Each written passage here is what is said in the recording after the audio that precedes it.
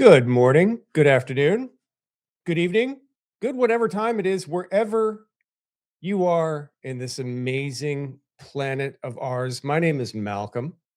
I'm the host of the CDO Matters podcast, and thanks for joining. What you're going to experience today is a little bit different. We're taking a summer break. It is currently late June 2026, and we're going to take a 2-month hiatus. We've been doing the CDO Matters podcast for over 3 years now. We have an amazing library of over 100 episodes, and we've never taken a break, which is like crazy to think of. We've been publishing episode after episode, and this summer, we're going to grab a Corona or some other drink of choice. We're going to kick our feet up, and we're going to take a little bit of a break, but not really, because what you're watching now is the introduction to one of 3 of our top podcasts from 2025. We made some good stuff in 2025. And instead of just leave you with nothing in June, July, and August of the summer of 2026, we're going to leave you with some of the best gems from 2025. We're going to replay those and post them here because we know that a lot of people don't go very deep in the catalog. They tend to look at the latest episode, and that's great. And we appreciate you doing it. But we want the opportunity to highlight some of the best conversations we had in 2025. And that's what you're about to watch. I don't know which one you're about to watch, but I know you're going to enjoy it. And hey, if you do, join this community. Provide some feedback on the content. Sign up for our newsletter. Check out my Substack. Connect with me on LinkedIn, all the socials. We do this content consistently throughout the year, not just podcasts, but white papers, blogs, LinkedIn. And by we, I mean me and my amazing team at Profisee. We'd be thrilled. I'd be thrilled. Keep speaking to myself in third party.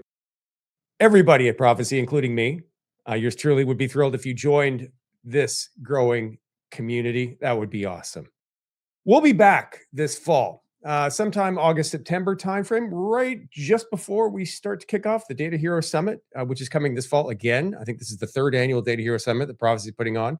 We'll be back this fall with some amazing episodes. We've got some episodes I think you're really, really going to enjoy. We're going to be focusing, of course, a lot on AI. We're going to be focusing on the things we've always focused on, is how to make CDOs most successful.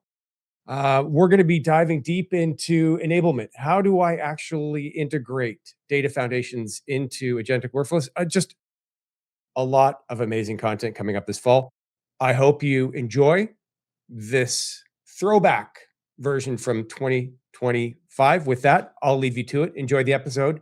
I'll see you all again for fresh and updated and new content in the fall of 2026. Enjoy your summer, everybody. Hello, hello. I'm not going to let anybody fall asleep after lunch. If anything, I bring the passion. You'll see that. I'm going to talk, hopefully not too quickly. There's a lot of ground to cover. First, a few things. Thank you to CDO Magazine, to Steve Wanamaker, Lexi, the whole team. This is a wonderful event. It's my honor to be here. I'm looking forward to the partnership this year. Awesome. Thank you to you for taking time out of your busy days to be here. It's not easy to carve out an entire day. I know this. Thank you for coming. Yes, I have a podcast. It's called CDO Matters. It's designed and built for chief data officers and anybody that wants to be a chief data officer. On May 1st, we will publish our 100th episode, which is kind of crazy to me. But we cover all the topics that are near and dear to your heart. You've heard a lot about context, maybe semantic layers. Hey, I've got a podcast on that. What's a data fabric? Hey, I've got a podcast on that. How do I become more AI ready? Hey, I've got a podcast on that. So check it out. CDO Matters. I'd be thrilled. Lastly, I need to thank my company, Profisee, for allowing me to have the best job in data. Profisee is a leader, and I could say that because the Magic Quadrant was just published last week. Profisee is a leader in master data management, and if you would like to learn more, we've got a booth just over there. We can talk about MDM. Let's get into it. A little bit about me, really, really quickly. This is a photograph of me regretting life choices. When my wife and I did a major addition to our small little beach house in Florida, and I thought it would be a good idea while we weren't living in the house, while it was getting renovated, that I would just completely gut all of our existing bathrooms and rebuild them from scratch. Yeah, this is me on the day that I had to figure out how to jackhammer into the floor because I had to completely replace all the plumbing and all the electrical in our 1963 beach house. And I had done that. I had jackhammered into the floor. So when I'm not talking about data, I love to do DIY. I love to work with my hands and use my body, and I will fix anything. I'll try to fix anything. It may take months and months, much to my wife's chagrin. But I'm here with a story of hope, my friends, because this is now the bathroom. So anything is possible. If I can do this, so can you. I do a lot of great stuff, and I've got a long and storied history. Before this, I was an analyst at Gartner, if that matters. I have been a chief data officer. I'm currently chief data officer. I've been a CIO as well. You name it in data and analytics and infrastructure, I've done it probably at least once. Let's get into it. I had the privilege of giving a keynote speech at a conference called Knowledge Management World, KM World, last December in Washington, D.C. And I had what could best be described as a Stranger Things moment. People are familiar with Stranger Things, with the upside-down world. The whole premise of Stranger Things is there's this whole other world that we didn't know about that was there. And I walked around KM World, and I went to all the sessions, and they all sounded eerily familiar to me. Everybody was talking about how to enable trusted data for AI, and how to curate and classify data for AI, and how to become more AI ready. And then I go into the exhibit hall, and there are over 100 vendors in this exhibit hall, all talking about AI readiness, all talking about data management, all talking about data governance, and I hadn't heard of one of them. I was a Gartner analyst. It's my job to understand vendors in this space, and I didn't know a single one of these vendors. Why? Because they exist in this world called knowledge management. Knowledge management and information management loosely aligns to what I'll be talking about today, which is unstructured data. But the fact is, just like the last presenter was talking about how the CDO has always kind of been there, this whole other world, this upside-down world, and I don't want to say one's upside down, these two worlds have always been there. They've always been there, just on different sides of the same semantic equation. This, my friends, is the dichotomy. The world of data, the world that most of us come from, and that most of us really know quite well, and then the world of knowledge and information management. I would loosely call these things the world of measurement, the world we come from, the world most of us live in, and the world of meaning. These worlds are coming together, not out of convenience, not out of happenstance, because they must. You've heard about context, context, context. I was at the Gartner Data and Analytics Summit about a month and a half ago in Orlando, and if I had $1 for every time I heard the word context, I could have paid for my bathroom reno. All I heard was context over and over again. Why? Why? Well, I'll tell you why. We've got different languages, we've got different lexicons, but these worlds need to come together. The thing that the conclusion that I came to is that ironically, because life is funny this way, this is the irony, is that it's our job to name things, is to classify things, to put them into buckets and to put labels on them. And across these two worlds, we don't even share the same language. We will say a glossary, they'll say a controlled vocabulary. We'll say an attribute, they'll say a facet. You've probably heard about ontologies. You saw the presenter of the keynote this morning talking about ontologies. So we've got these two parallel worlds that necessarily must start to come together. The reason why they must come together is because of AI, particularly generative AI. Generative AI was born from the world of meaning. If I were to go back to the last slide with the two circles, Gen AI sits squarely in the world of meaning. It needs complex prompts. It needs text. If you try to force feed an LLM a table, you're not going to like the results. It doesn't digest tabular data very, very well. So this talk about context is our attempt to operationalize data from the world of measurement into the world of meaning. Gen AI lives in the world of meaning. It's what it needs. So why is context important? If we are going to operationalize the data sitting in our highly relational rows and columns data, what most of us are managing day in and day out, then we need to add context to it. We need to bring closer to that side of the equation. The flip side here is also true. Meaning, if we want more predictability, more accuracy, more consistency, we need to pull the data out of the world of meaning into the world of measurement.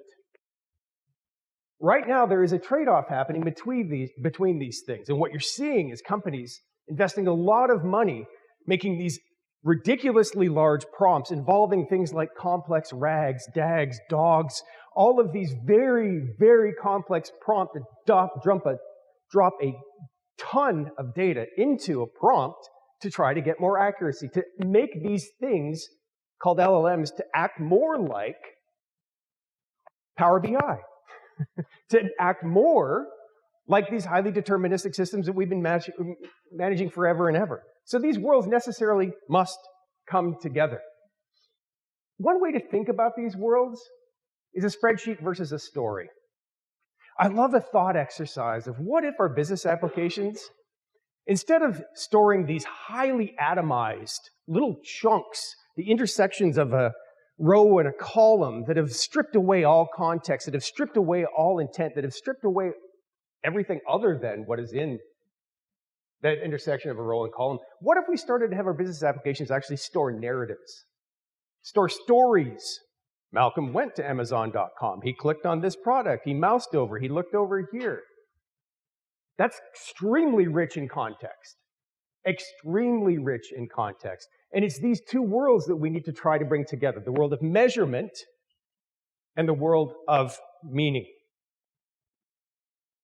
Something that I've really struggled with over the last few years, especially since the explosion of ChatGPT, is we keep talking about AI-ready data like it's the same thing as BI-ready data.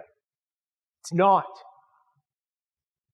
Data that is ready for the world of measurement, measuring at scale, is not the same as data that is needed for AI or preferred by AI. Maybe that's a better way of saying it. Gen AI, and when I say AI here, folks, I'm talking about Gen AI. Machine learning, traditional machine learning, rows and columns, good stuff. But the data that is preferred by Gen AI is that story, is that narrative, that complex, long prompt. The more you can prompt, the more context you can provide, the more narrative you provide, the better the answer gets. Yet many of us continue to conflate the world of BI-ready and AI-ready as just this one catch-all thing. They're not. But vendors have been telling you for 3 years, go double down in your foundations. You need to double down on foundations. And yes, we do. We need to double down on foundations. But if we double down on the same foundations we've been doubling down on for the last 30 years, we will not move the AI needle. And that's because of this dichotomy between what is ready for BI versus what is ready for AI. And the delta here, my friends, is what Gartner says is 80 to 90% of all data in your organizations. 80 to 90% of all data in your organizations is unstructured. Sitting in SharePoint servers, sitting in Word docs on hard drives, PDFs, MP4s, video files, recording of your call center interactions with your agents, and on and on. It's this data that we need to get our hands around. We live in a golden age of data and analytics. I cannot imagine a better job to have right now than the jobs we have. Why? This.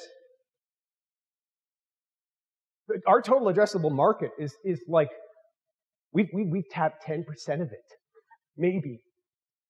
Dresner Research says that 25%, only 25% of the data being used to train AI models, which includes machine learning, only 25% of that data is governed. Think about that. 75% of the data that is going into these AI models is completely ungoverned because it's that stuff that doesn't conform to the data quality rules we have sitting in our data pipelines, that doesn't conform to the governance policies we have out there. This is massive opportunity, my friends, massive opportunity. So we need to bring these worlds together. Whew, did we go forward? We didn't go forward. Oh, we did. I skipped it.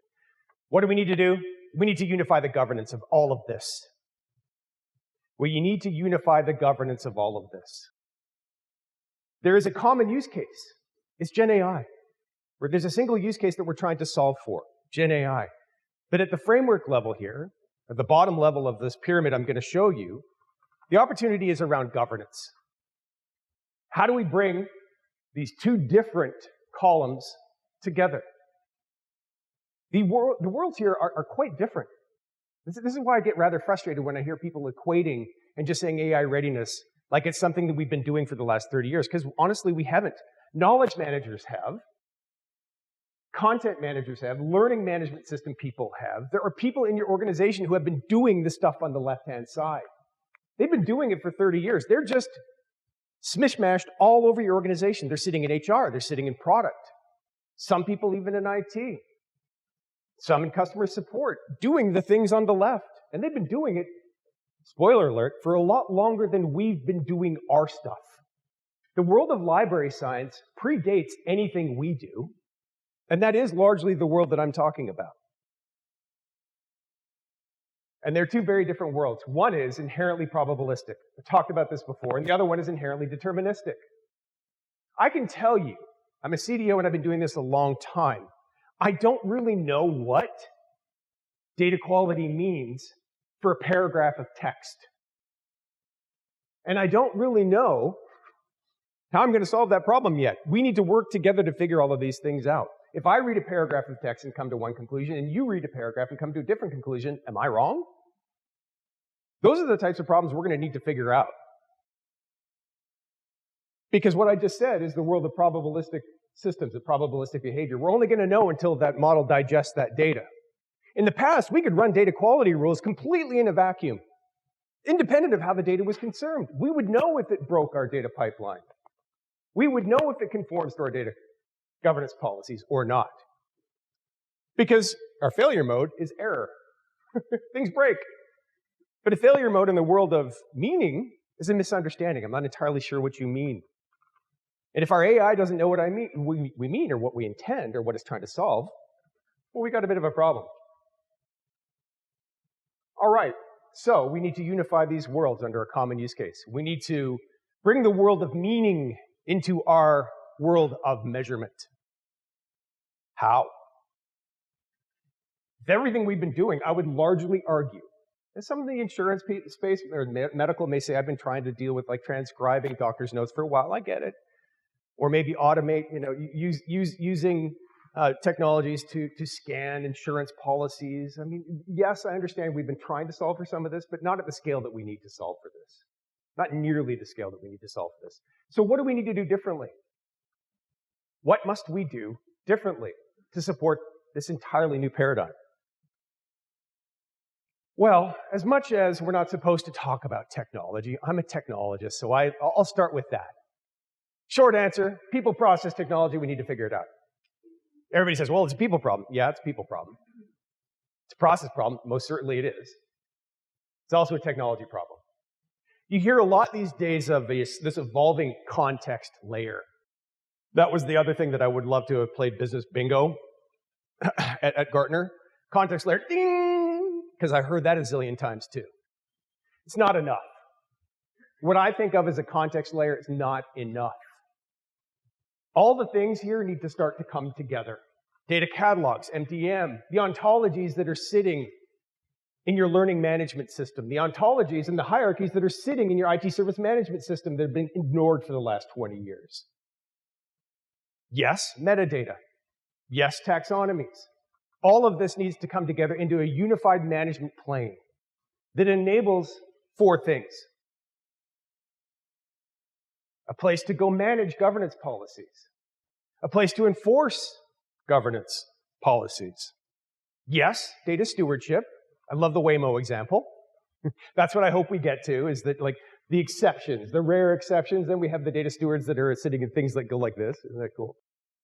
This data stewardship needs to be supported. And something I'm calling this translation layer, a semantic layer. Maybe you want to call it a semantic layer, but this thing that is AI powered that understands that customer and prospect are conceptually the same thing. Or that from our other panel, the 7 versions of revenue are conceptually the same, but also slightly different. These things need to come together. Can I go back? Yeah, I can. Yay! So this technology is starting to form. It's slowly coming together, but you can't go buy this today. The vendors will make you believe that that's exactly what they're selling you right now, today. It's context layer. Most data catalogs are positioning themselves as, oh, we're a context layer. Well, they're not. They're a part of the equation, as they're an important part of the equation as they always have been. Ditto with MDM. Ditto with any sort of taxonomy or ontological solution. Ditto with data governance platforms that are not data catalogs. Most kind of call themselves that. But the vendors know this world is coming together, but there is kind of this arms race going on. Business application vendors know this is happening. That's why Salesforce buys Informatica. It's why SAP buys Reltio.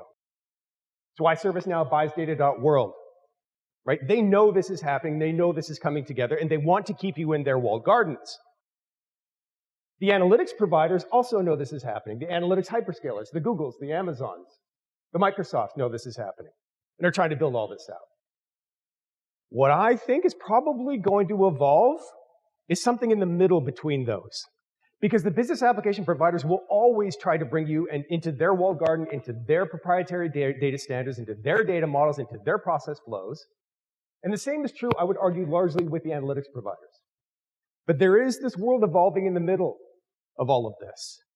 A data management layer that brings all of these capabilities together. It's not there yet. We got a ways to go. But it's starting to form. Gartner would call it a converged data management platform.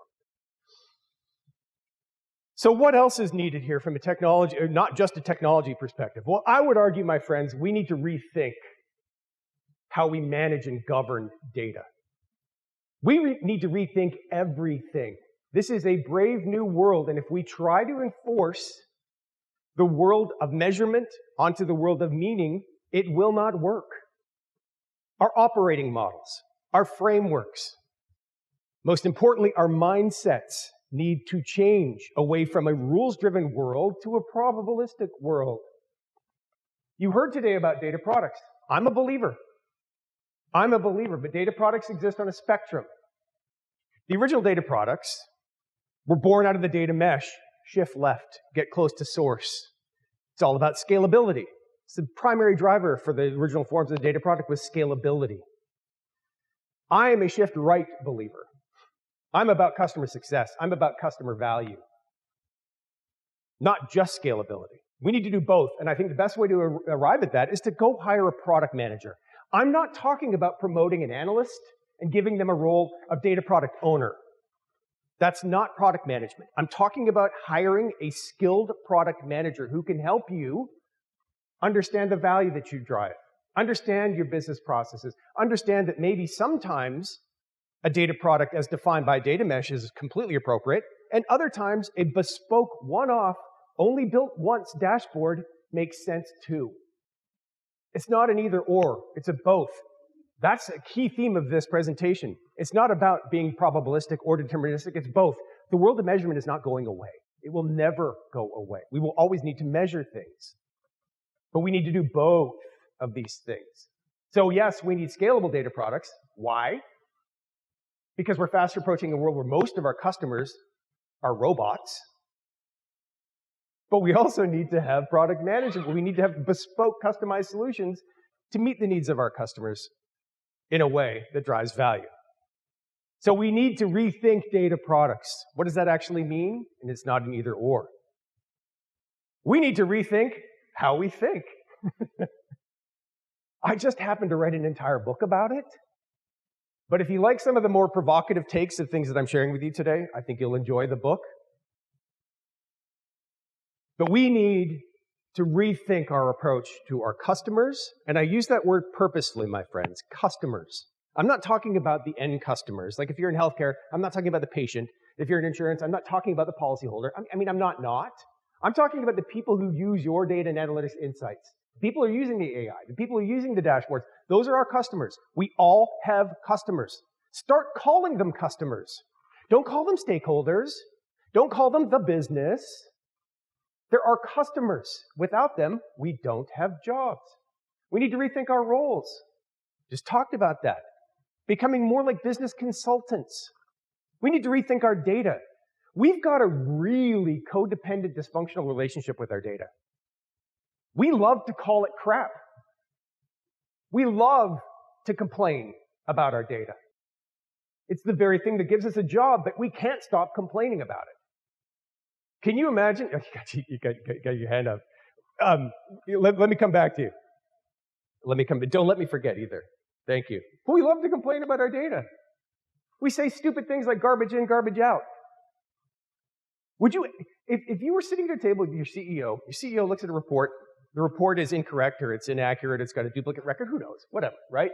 And your CEO looks at you and says, hello, CDO, why is this way? Would you ever say, hey, sorry, boss, garbage in, garbage out? No, you wouldn't. You wouldn't, because it disempowers you.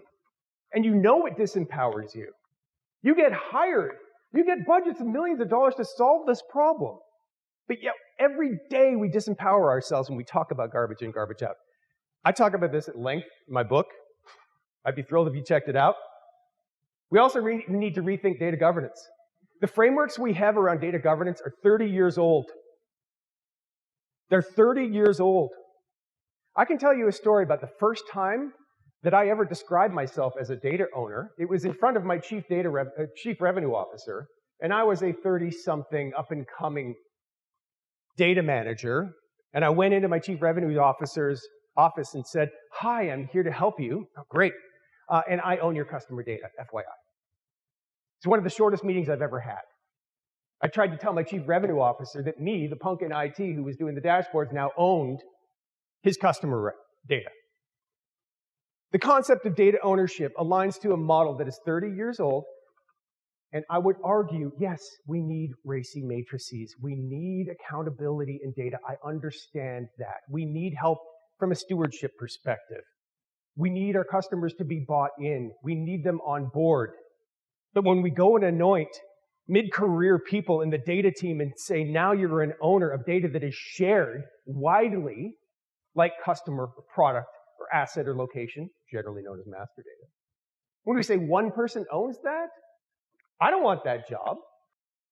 That's just one example, my friends, of how we need to think differently about data governance. We desperately need to think about data governance as an enablement tool and not a control tool. How do we do that? By proving its value. If you had to sell data governance in your data governance shop, right? If you set up a store, here's my data governance store. Who wants to come and buy some data governance? Think about it that way. I'm not saying to run your data governance organization as a P&L, but that's the kind of thinking we need. It's the kind of thinking that we need. So, what are some practical steps? I think there's a huge opportunity for us as chief data officers to bring that world of knowledge management and unstructured data, the 80 to 90% of data, we need to bring that under our wings. We need to bring that into our fold. I went and did talk to people at Knowledge Management World, thousands of people. And I just kind of played the role of the unfrozen caveman CDO and said, I don't know anything about your knowledge management. And I had conversations with people. And I said, would you be open to working for the CDO? You're an ontologist. You're building ontologies that describe your customer interactions on your website. Would you be open to working with the CDO? They're like, yes! The data people get all the money. Yeah, right? For all of us in budget fights right now, yeah, we're struggling for money. The people in the knowledge management world, they're all over your organization, and they would welcome potentially coming to work in a data and analytics function because they don't necessarily have a single encompassing organization to describe what they do, but they're out there. Go find them. Go have lunch with them. Talk to them about what they do from an ontology perspective, a context perspective, a taxonomy perspective. Go have conversations about controlled vocabularies. Go have conversations about metadata. That's where it starts. Metadata is the connective tissue between the world of meaning and the world of measurement. Yes, we need to bring these people into the governance fold as well. And it starts with metadata. We need to have common definitions of shared metadata that span both of these worlds. The 7 definitions of revenue. We need to work together to figure what those are. We need to figure out what the shared definitions will be going forward. You need to hire product managers. As a CDO, if there were one role, two, can I have two? If there were 2 roles that I would hire for now, product manager, value engineer. First one, to interact with the business and define the requirements to build the products that are going to transform your organization, AI or otherwise. The second one, to quantify the business benefits of doing so. Value engineer, somebody who knows how to model the benefit of data within the organization. That would be, I would argue, is the most critical role that most of us do not have. You need to rethink your operating model, including governance. How do you go to market? We need to think more like product managers. We need to think like we're building and marketing a product. Go to market. User training. Maybe not so much literacy. I'm not a huge fan of that. Because what's the opposite of literacy? I don't know a lot of consumers who like being called illiterate. But training is critical. It's critical. And anybody who's building and selling a product knows that. Lastly, you've heard about this. Multiple presentations. Go break some stuff. Go break some stuff. Yes, I know we work in regulated industries. Yes, I know we need to be careful. But it took, I love the slide about it took 40 years for regulation to come in the airline industry. I'm not saying we need to go to jail, go to break stuff irresponsibly, but that was a topic in the last conversation, the last panel I was in, right? Responsible innovation, I think was the phrase. How do we do this responsibly? Because there are ways to go break stuff responsibly. You can put some fences around the room where you go break stuff. And ultimately, what you want to get to, who's familiar with the DIKW framework? Has anybody seen this pyramid before?